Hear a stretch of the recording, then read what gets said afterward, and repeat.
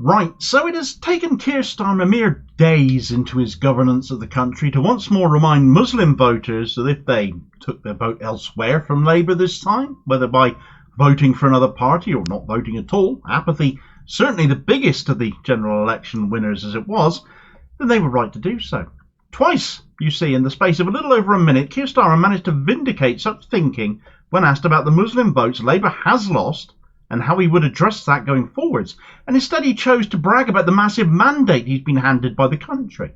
Now, I'd argue he certainly has a massive majority, but the results definitely question the kind of mandate he has there, what right he has to rule, what endorsement by the country, by voters, he has actually been given to do so, versus a bent electoral system that just happens to favour two parties over all the others, his being one of them. Just because you can form a government doesn't mean to say voters gave you their assent to do that. Though to listen to Starmer brag about it, you would certainly think otherwise. And those who didn't vote for him, well, they don't seem to matter very much at all. Prime Minister, you secured a significant landslide at the general election, but in areas where there's a high Muslim population, Labour either lost seats or had their vote share slash. Do you accept that there's a problem with the relationship between the Labour Party and British Muslims at the moment? Well, the first thing I'd say is this, that very many people voted Labour in that general election who've never voted Labour before.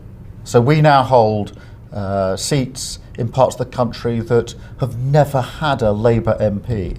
So this is an incredibly strong mandate. Of course, wherever we weren't able to secure votes, I'm concerned about that.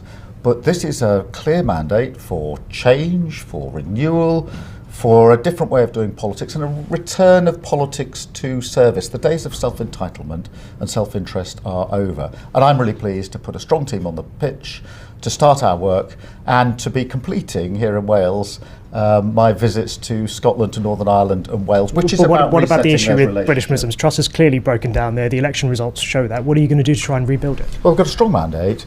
Of course, where we didn't secure the votes, we'll address that. But I don't think there's any disputing the strength of the mandate that we have, and that it's a mandate for change, for renewal, and for politics as public service. Right, so that was Keir Starmer being interviewed by ITV's political correspondent Shiab Khan and basically saying, look at my big fat mandate. Not once, but twice. Given Starmer was being asked about lost Muslim votes, though, the conclusion you draw from that is that he frankly does not care. Making it worse for me was that in light of Starmer and the hierarchy of racism in the Labour Party he presides over, the offence caused to Muslim voters, Muslim communities over his ongoing stance regarding Israel and Gaza, and notably his most recent comments whilst on the election trail complaining that people from Bangladesh were not being sent home, majority of Bengalis being Muslim as they are, it didn't escape my notice that Shiab Khan, interviewing him, is himself a Muslim of Bengali heritage. Starmer was literally looking him in the eye and ignoring both times the issue of the Muslim vote being put to him by a Muslim voter, in fact, and how much of it he had lost because he had this big mandate now to run the country. Frankly, it's a testament to Khan's professionalism, in my view, on one hand, but Starmer's indifference on the other.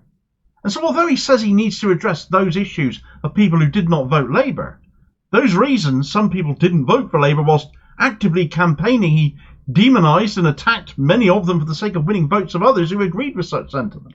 He sought the Tory hard-right vote and he didn't get it. I don't believe he will change tack on that either, but it's something I would be very happy to be proven wrong on.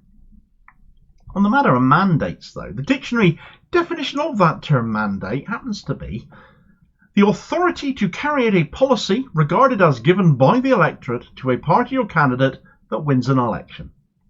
So a mandate is an assent to carry out politics you stood on a platform of, authority given by the electorate.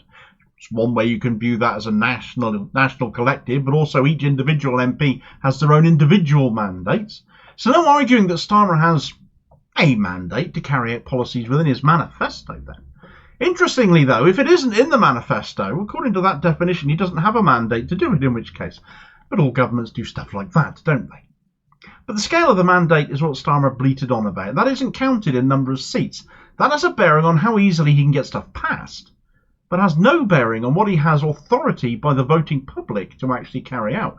Now, the tricky line in that definition is authority as regarded as given by the electorate.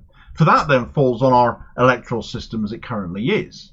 But that is highly questionable as well, because if Starmer is measuring his mandate in terms of numbers of seats, which he clearly is there, then he owes that entirely to the electoral system and not any actual mandate voted for by the British public, which of course would be counted in literal number of votes, of which Starmer got nearly 540,000 fewer of than Labour got in 2019, which we were of course told was the worst election performance Labour had given since 1935, and over 3 million fewer votes than Labour got in 2017. In fact, Starmer only got 380,000 more votes than Ed Miliband got in 2015. Yet where Miliband lost 26 seats in 2015, Starmer instead gains a supermajority.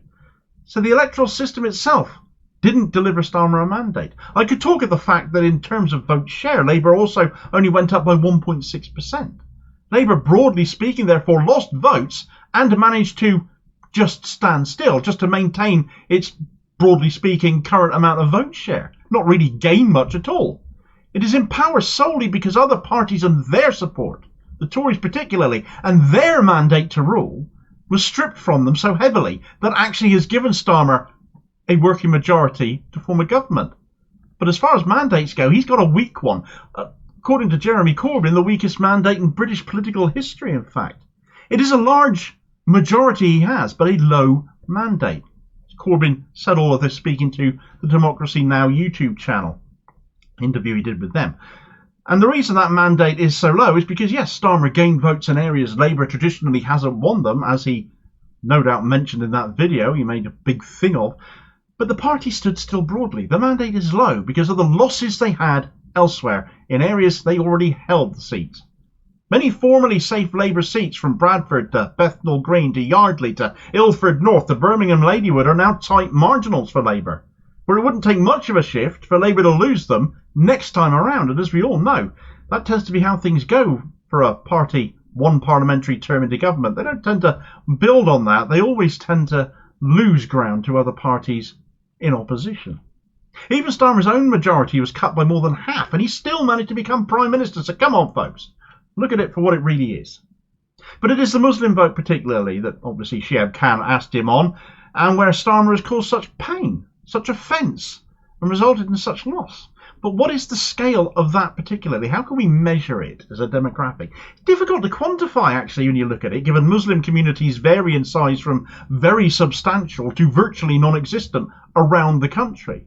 But to get an idea of the scale of the losses Starmer's Labour has experienced in terms of a lost Muslim vote, that he can't even bring himself to speak about because he's still too giddy with the size of his parliamentary majority now. But fortunately, the analysis has been done by Hyphen, an online magazine focusing on pan-European Muslim issues, as this excerpt shows. There was a dramatic Labour collapse in the constituencies with the highest proportions of Muslims. My own research over the last 36 hours has found that in the 21 seats where more than 30% of the population is Muslim, Labour's share dropped by 29 percentage points, from an average 65% in 2019 to 36% in 2024. Turnout also fell more steeply than average, down 11.2 percentage points in these seats, suggesting that some disaffected Muslim electors abstained while others voted for other candidates. In these seats, the total number of Labour votes fell from more than 600,000 in 2019 to just under 300,000 in 2024. That is the equivalent of more than half the total national drop in the Labour vote between the two elections. Labour has lost 537,688 votes compared with 2019.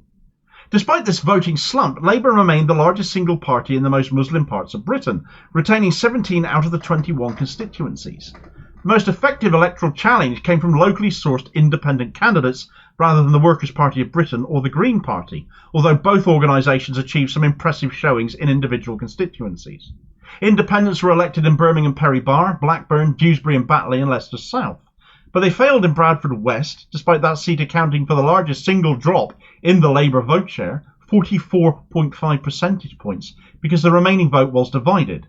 Similarly, Labour clung on in Birmingham Ladywood following a fight back by the incumbent and new Justice Secretary Shabana Mahmood, as well as some candidate controversies.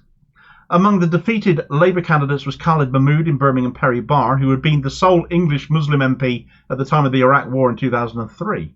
There were heavy swings against other Labour MPs too, though Those who would quit the front bench over the party's position on Gaza, such as Jess Phillips and Imran Hussein, tended to experience smaller vote drops than others. In London's East End, left-wing Afsana Begum saw her vote share fall by much less, 17.3 percentage points in Poplar and Limehouse, than her more leadership-friendly neighbour Rushanara Ali in Bethnal Green and Stepney, 39.4 percentage points.